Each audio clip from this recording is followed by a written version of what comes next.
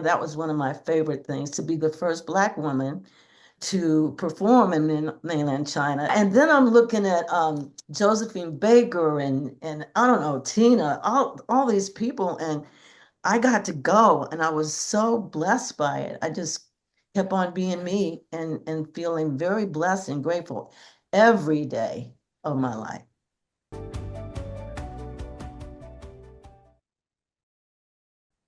Hello, everyone, and welcome to another episode of Beyond the Bar podcast. I'm your host, Denise Tova. And today, oh gosh, we have a very, very, very special guest, actually, a few, who's lived many, I'd say, well, multiple lives in the entertainment industry. Joining us, the legendary none other than Linda Peaches Tavani, formerly Linda Green, best known as half of the multi-platinum duo Peaches and Herb. Linda's journey has taken her from rural Maryland to global stardom and now some philanthropic endeavors. And I just cannot wait to dive in and learn more of her story. Linda, it's such a pleasure to have you here with us today. Thank you. It's a pleasure to talk about the things that have brought me to this place today and how much it still means to me right now to be here with you. And you are not here alone. So, who are your two guests here with us? These are my bodyguards, Cannoli and Biscotti. He looks like a little fox, and his brother honestly looks like a little lamb. And actually, they have different personalities, but they're brothers. They're just a blessing. They came in my life when I needed them, and I've always, as a child, wanted to have dogs that were not going to grow up to be huge, and I can't hold them and cuddle them. So I feel like I'm living my dream life now. That's so great to hear.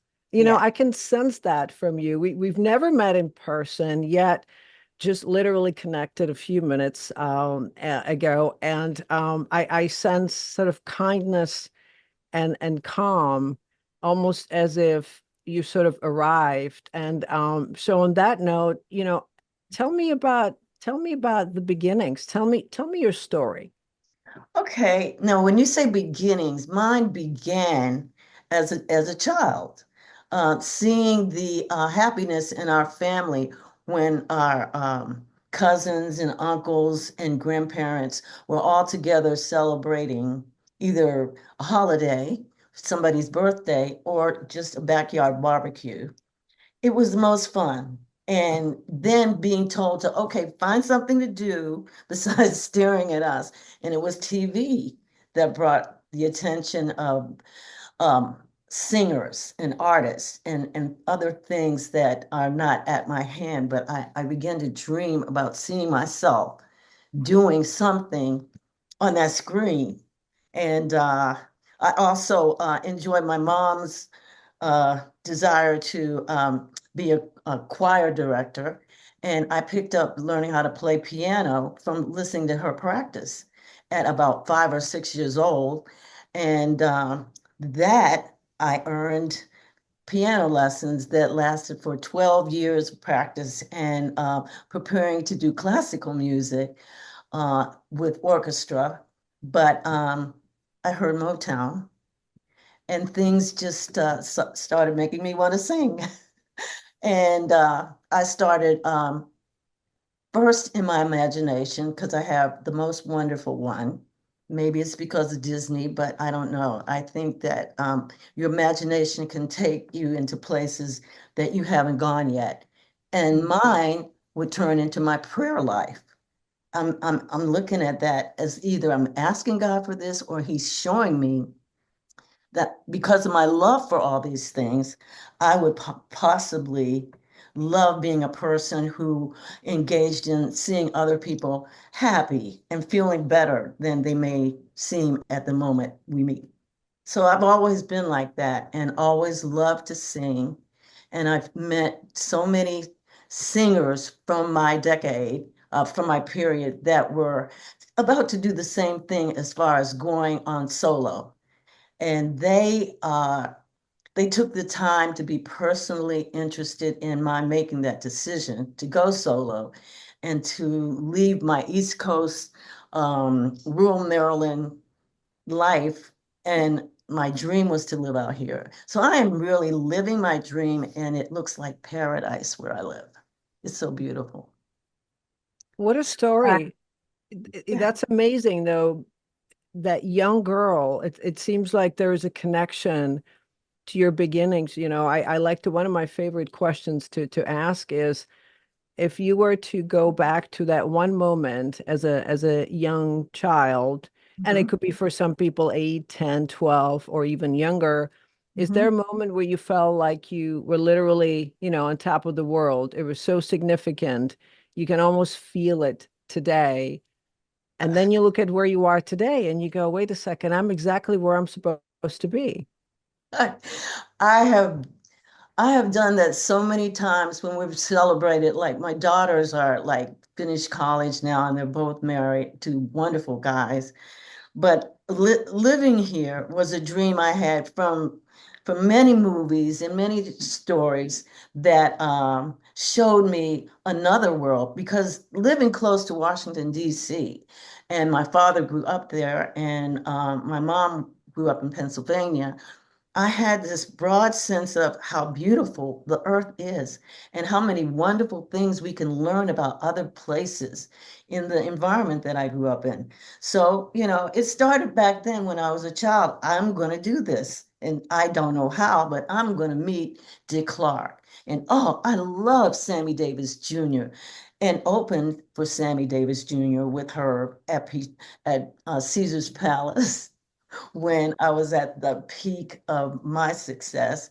And it's just been wonderful things that suddenly are still what I dreamed they would be, but now they're real.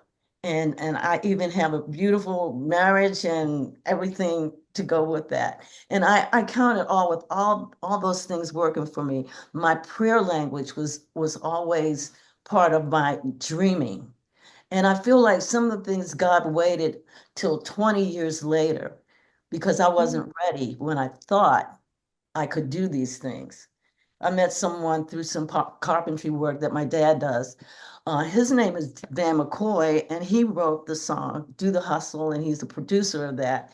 And he brought me to his job site one day and told him about me. And Van looked at me and said, "You might really do that someday." I was about 12 or 13. And he goes, "But you need a lot of experience, to do that." And I said, "Okay." That's all I could think about in school and everything else. And I finally got in a talent show and won. And it was Van McCoy who saw me, and I was growing up. Then he goes, "I see you're doing good." Then I moved to Virginia Beach and joined a cover band they could play anybody's music and live sound even better. I was the only woman of color they've ever worked with, and I found no problem at all with enjoying what I did and them enjoying what I added to their group. And Natalie Cole came to work at a supper club that reminded me of her father's music. And her father was king in our family as far as when the whole family got together to listen. And so she and I became roommates the next summer, and she encouraged me to do what I'm doing, and I encouraged her because she wanted to, step out of that realm and do this. So that time was very monumental. And I also met David Bowie, who gave me some great wisdom on don't go after fame, stay with loving music and see where it takes you. And Wow. so with that, I have always remembered, and it just seems like you said, I look around sometimes and go, oh, wow, this is exactly what I dreamed of pretending when I was at that stage where you pretend and imagine, and then your parents might say your prayers with you, and I'm still talking to the Lord. So I think that all turned into what I am and who I am. I love to see people not hurting, not feeling left out or lost, and give them encouragement. And with what we do now, I'm so fulfilled. And Michael Jackson, and who I saw at every reward show and met Dick Clark, and just all these things happen. Did you ever see the movie by Woody Allen? It was called A Night in Paris. Yes. Yes. I'm thinking, okay, I'm really feeling like when he met all those artists like Hemingway and all of that, I'm going, Yes. man, I know this moment. So I always respected that and depended on that to keep me happy through some tough times, making some decisions. If I had gone this way, I don't feel like I would have been as rewarded as the decision not to. So sometimes rejection is protection. I learned that Mm, too. I And like that. I come up with a lot of things, like, for instance, as we were getting ready to get together, I was talking with Michael, and he was, working all the technical things out. And it just reminded me of how people step into your life who know what they do and respect you. And it all works toward inspiration. And I worked with Michael on Man in the Mirror. And that really, when I went single as a solo artist, that really brought that to life. I wanted to do something more than signing autographs in some of the inner city places we would go to sign autographs and records and things like that. And I believe that my prayer life brought my husband into my life, who knew all about outreach. And so we had this wonderful journey together. And before that, I had this chance to go to China. That was one of my favorite things, to be the first Black woman to perform in mainland China. And one day I was talking with the Pointer Sisters, and they said, we wanted to go to China. And I didn't know what to say. And I'm going, yeah. And then I'm looking at Josephine Baker and I don't know, Tina, all these people. And I got to go, and I was so blessed by it. I just kept on being me and feeling very blessed and grateful every day of my life. I do have problems and I do have times when I'm down, but music has always uplifted me and the people that enjoy the music that I like. So that's how I keep ticking. I, I am speechless. And there is so much in what you said. Wow. Okay. So it's almost like a perfect alignment in who you, it's almost like there's the law, some people call law of attraction, right? It's almost with you, it's like whatever you pray about, it comes about. Mhm. And there's also like a focus, not just here, your imagination was essentially coming alive, Yeah. unfolding, and then all these mentors, all these celebrities in their own right, and just giants were sort of sprinkling their advice. And that's I was going to ask you, David Bowie, don't go after the thing.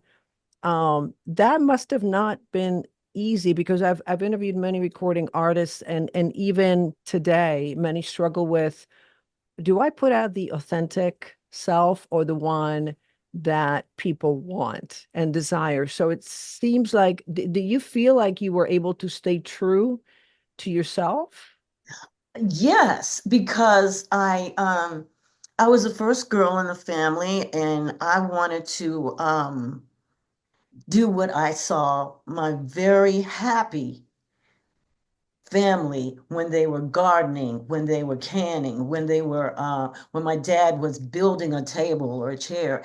He was very, very content. And we went through rough times that they didn't talk about. But like I said, homegrown loving, delicious food, music, those things really work to help you escape some of the things that you can't fix and you can't help. And you can go to those things and our imagination, I connect that to whoever created us, and I give that credit to God Almighty.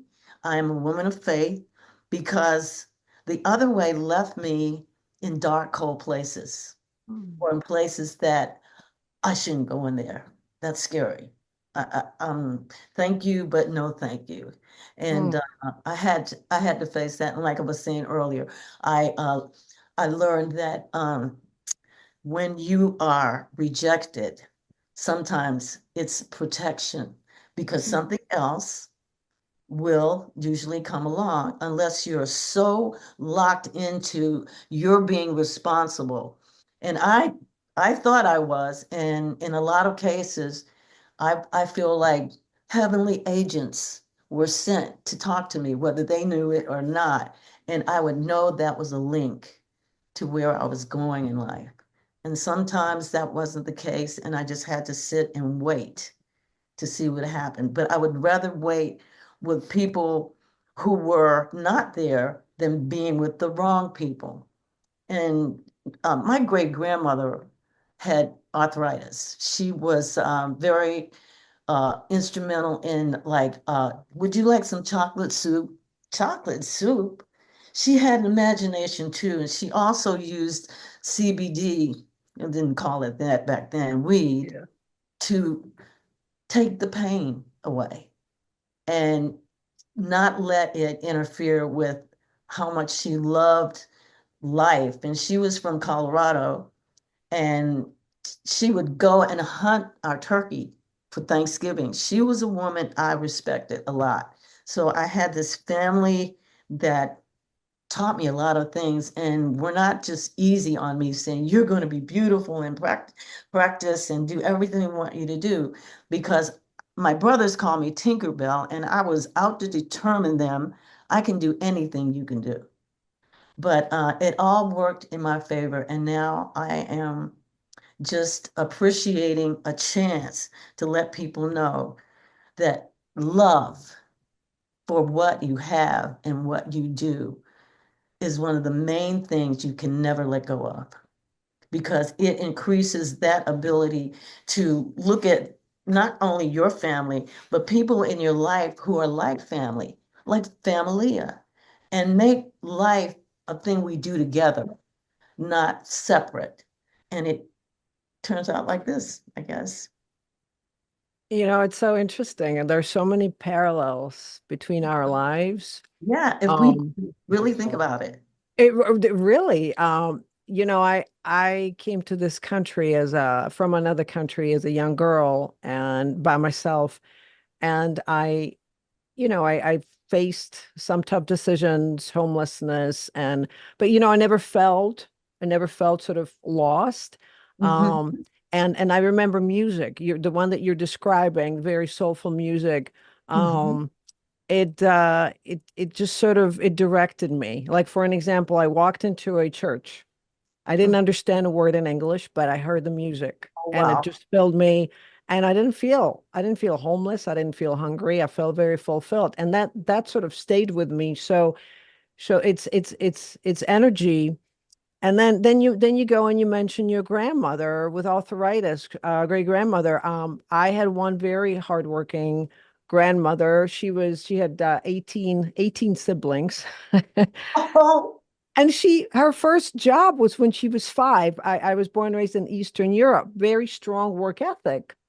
And just sort of a sage wisdom is don't rely just on your beauty. You really have to rely on yourself.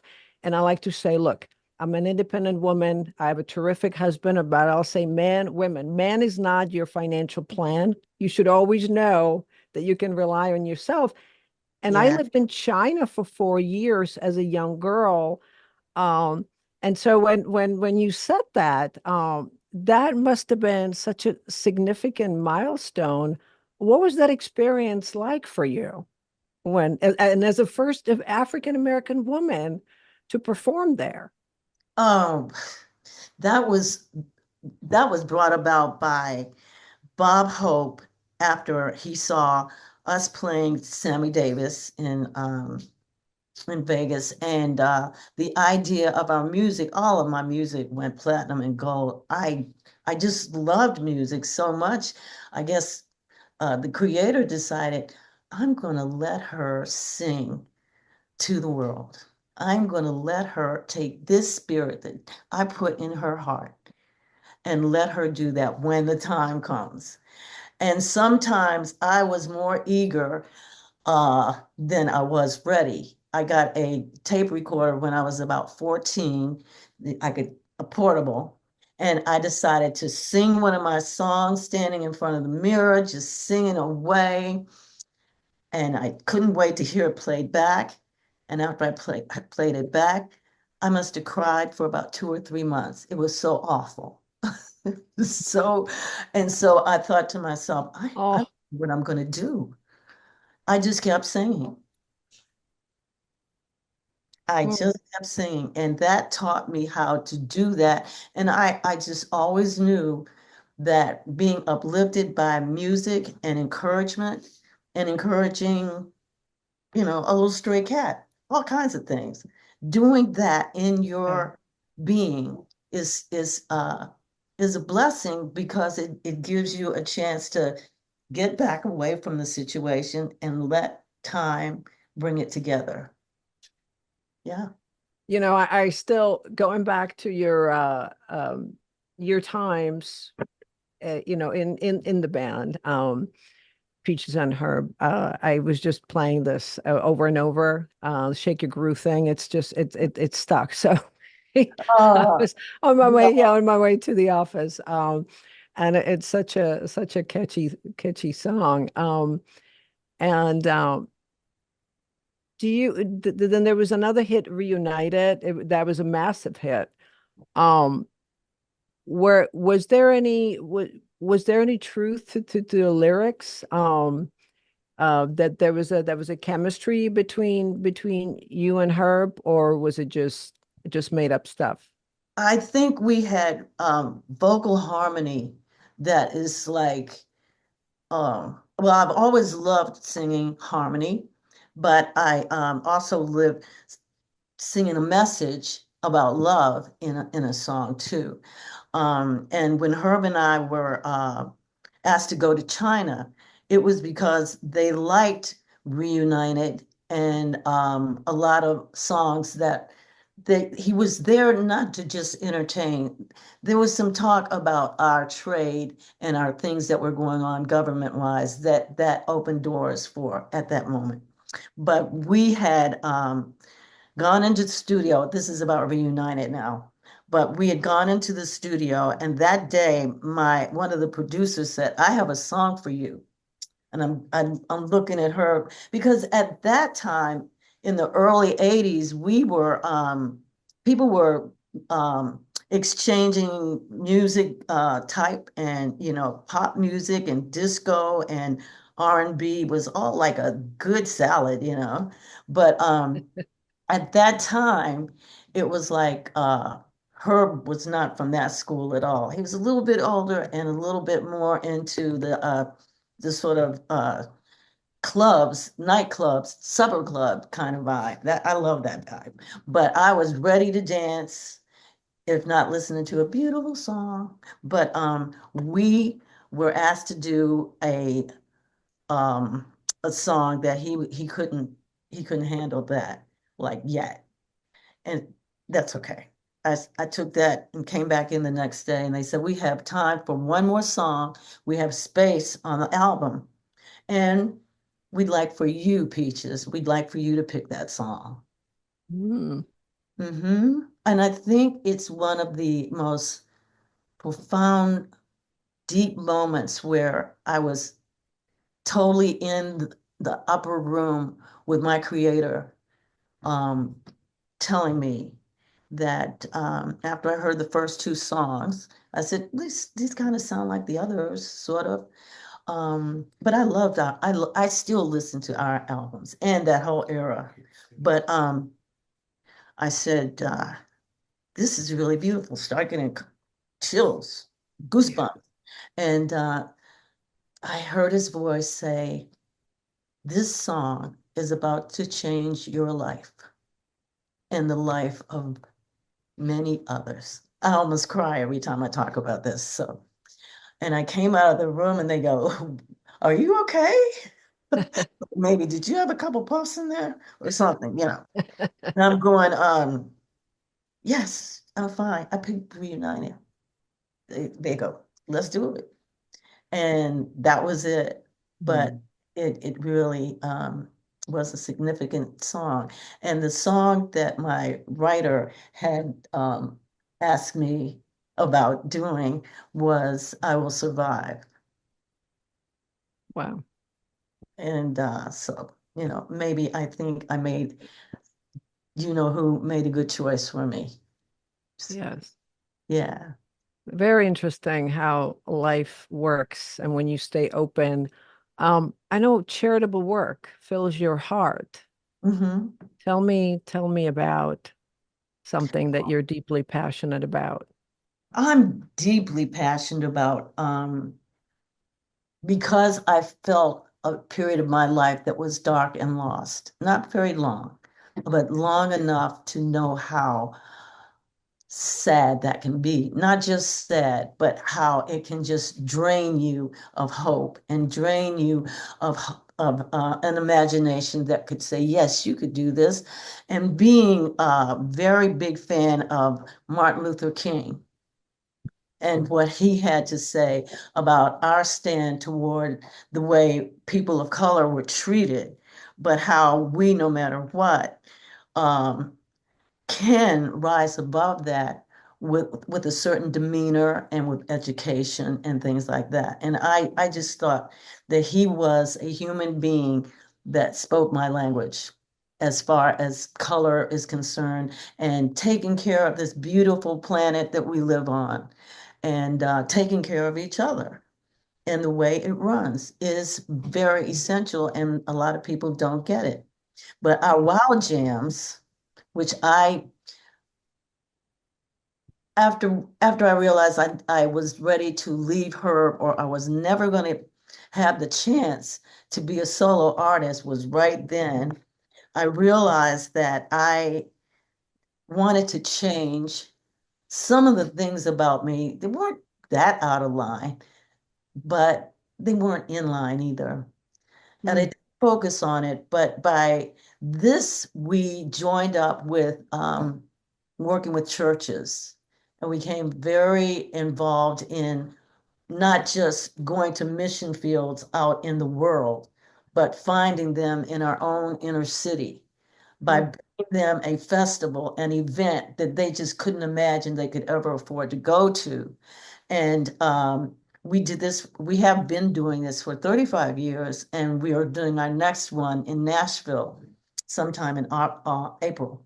But what that did was allowed us and my wonderful husband, Stephen, set it all up, and we winded up during that period of time. We have had over 4 million people in attendance, and we've served 1 million hot meals, 500,000 bags of groceries for them to take home. We've gotten so many letters from people that were saying we had nothing in our cupboards and left this great day with food and finding our spiritual guide and being accepted by people we never thought would be ever nice to us. And thank you so much. I didn't need to hear that from them, or we got plenty of letters. It was doing it, making it happen that did Yes. it for me. And we would have like 150,000 volunteers to just join in. How can I serve? Tents full of things for people that can't get their bikes fixed, can't get a haircut, a makeover. And that turned into like my dream when I was growing up that I didn't mention before was going to my grandmother's closet because she was I don't want to call my grandmother, she was not a diva. She just knew how to carry herself. Beautiful clothes. I'd put on her shoes and her dresses and sing in front of the mirror, and that was so much fun. But I had this kids corner that had all these occupational uniforms, or I have the picture of a girl that wanted to be a princess, and we get them dressed. And what do you want to be when you grow up? And then we take a picture of them and sort of like encourage them and pray over them as they're getting dressed and whatnot for good things to happen to their lives.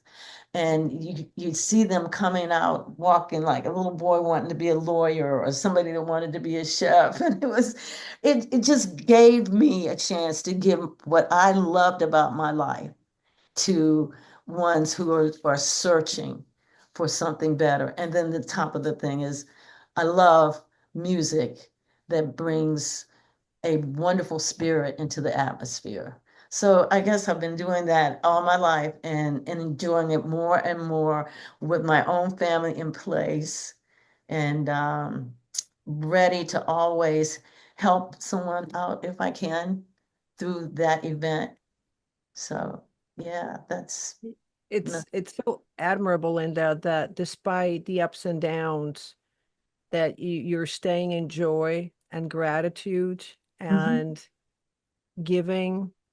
Um, it really is. We need more of that. And I think, where people are searching, there's a lot of fear, a lot of uncertainty. At the end of the day, it's, we're all connected, Mhm. trying to do the best we can. And it's and there's many ways to sort of to send the message. Yours was through music, now it's through doing, and it's that's incredible. Bye. Um, Thank you. yeah, I'm so grateful. I mean, this is actually what inspired me. The essence of this, what inspired me to start this podcast, is not necessarily what people can read about you or my guests in the headlines. Is the essence behind the titles and outside of the fame. And then what do you do with the rest of your life? So that how you contribute. Um, Now, so you're making a comeback now, right? With the new I have music. a great new song that it just, every time I hear it, I just have more energy and more like, yes, I'm going to hang in there. And not because of any problem, but because I just stay there, because as I listen to the news and I listen to freedom of speech and what everybody's doing with that, I'm going, oh, they need a little more love. They Oh need yeah. need that. And I always felt like my way of sharing that is with microphone and with good music and an atmosphere. And you can't always be there, but the memories of that. We just saw Billy Joel the other night, and he made me so proud of being from the generation and the culture that brought the music of his life to us to perform to this day. I just feel like music has a strong impact of bringing a bridge between love and frustration. Yes. And Yeah. my single is out right now. Don't Give Up on Love. It's on Spotify and all social media platforms. And I'm always asking my friends to let me know how you like it. And they're all ready to say, I'm telling my friends about it. I have a friend who is a disc jockey for, he goes around the world and has these rave parties, uh, huge, like the size of the performances we used to have. And he goes, and I'm putting this in my list that we play. And they just came back from there. And I was so grateful to know that I'm still singing to people about love, and they're getting the feeling that I have about that. So yeah, I couldn't change if I wanted to. I also, No, no, don't change. Keep singing. I I'll mean, try. yes. No, we need more of that, and definitely we'll post a link to it in our show notes for sure. Um, on I say that, and I really truly mean it. I'm sure our paths will cross. We'll definitely have you back. But any parting thoughts for our viewers and listeners? Um, let's see. I have so many things that I've learned after COVID shut things down about just learning how to be content with what you have. Yeah. And I love the word fabulous. So I felt myself sometimes not wanting to get on a plane or not being too busy was not a problem for me anymore. And Mm, I enjoyed the contentment of being in a hammock and just appreciating the beauty of the nature that surrounds my home and everything that I dreamed that I didn't have growing up and didn't ask for that is now, like our neighbors, great. Just a great thing that I couldn't have ordered myself, but it's a gift from the lessons that I have learned.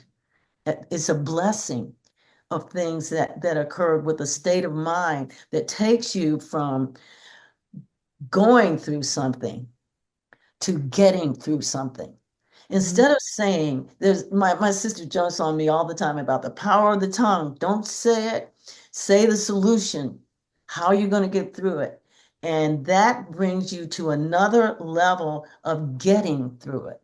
And that's something that I practice.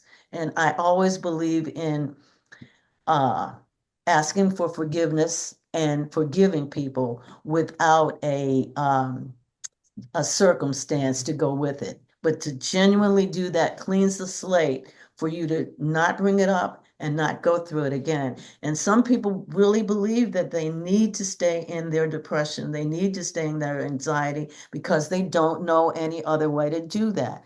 And I always escape through music, but I did that because it took my mind away from the part that the rejection or the fear brought, and you can let it go. You really can, especially if you're listening to something that makes you want to dance and be happy. So that's the way I really don't see any other way out of my life experience but that. And I think it's an easier way than a lot of people think. And the decision not to go back gets stronger and stronger the more you dwell on being stronger.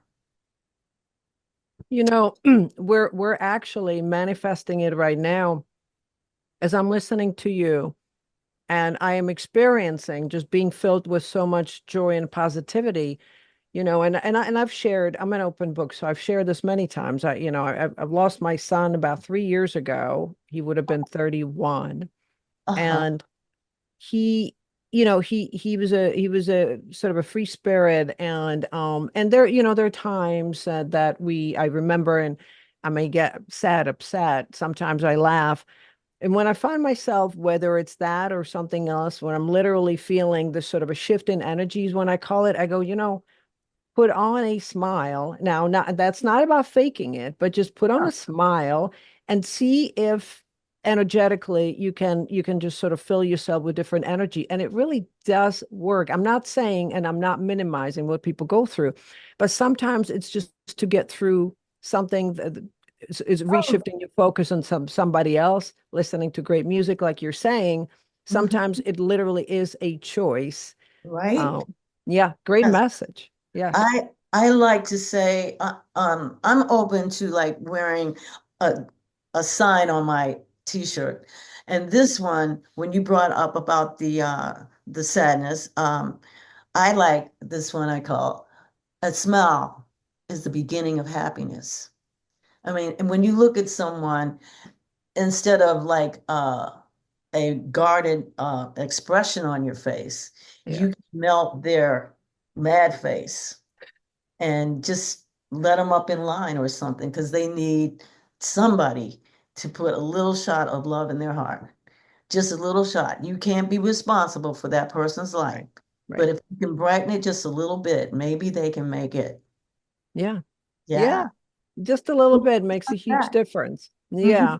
Wow. Well, thank you so much. It's been such a pleasure to have you here with us today. Thank you for sharing your incredible story. Thank you for having me and allowing this part of my life to be said. I keep it inside for things I'm writing about now to bring more people into my personal life in order to help them maybe find the way and the guide on their own journey to be able to get through it and not keep going through it. Just say, stop. Wow. Enough. Ah, Yeah. To getting through it, not rather than don't going give up through on it. love. Don't give up on love, though, because Yes. love doesn't give up on us. When we've given up on everything else, somehow love brings better things, better choices, better things. If you are willing to believe that and wait for it, it doesn't take as long as you think. Those are the things that keep me going. Yep. Thank you. Wow. Well, I am just so filled, and so much positivity. And to our viewers and listeners, of course, I'll check out all the links to follow Linda on social media, listening to her amazing music that will fill you up and inspire you. And make sure that you also subscribe to our YouTube channel, Beyond the Bar Podcast. Follow us and our amazing guests on all social media platforms. And until next time, stay curious and stay inspired. Yes.